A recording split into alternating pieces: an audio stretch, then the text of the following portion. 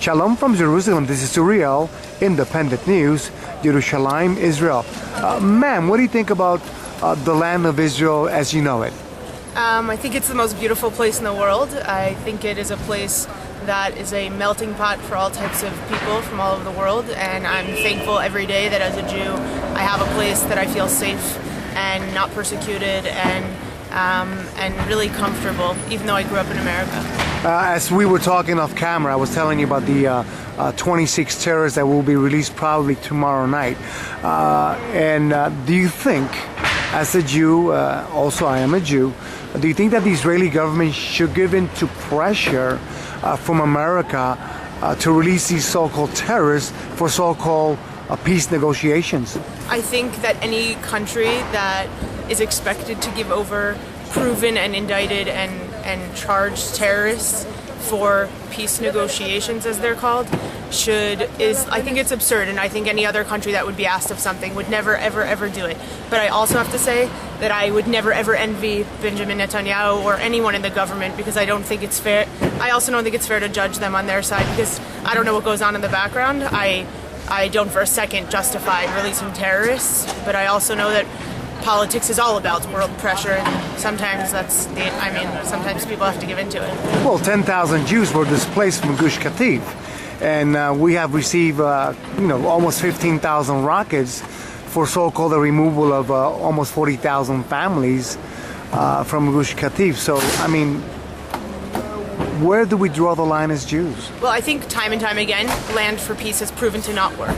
I think 20 years ago, if we had started trying to do that and it had worked, then maybe that would be great. But I think that we should have learned our lesson. And in 2005, when the Israeli government kicked 10,000 people out of their homes that they had actually invited to live there,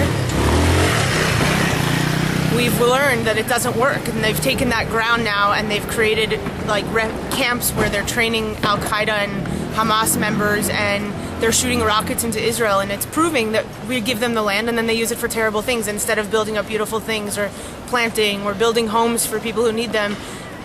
They're not using it for the right reasons, and we have to try a different route. And you mentioned these terrorists that are basically being trained right there in Gaza, but the tunnel that they just found that was basically leading to a community within Israel. These terrorists will go to any extreme to either kidnap or either kill or harm anything that has to do with Israelis or Jews. Do you want peace as the final question? I absolutely want peace, but I think that in order to have peace, you need a good partner in peace. And a partner that can't even accept your right to live here can't be a partner in peace. And I think I would really love to live in a land where Muslims and Christians and all types of religions could live together, and that would be ideal for me. But I'm also trying to be realistic here, and I want peace, but I don't want it at any cost of my land and at any cost of the lives of my people. And I think also research has proven that when terrorists get released in these peace negotiations, a lot of them go back to terrorism. So what are we doing? We're just perpetuating a terrible cycle.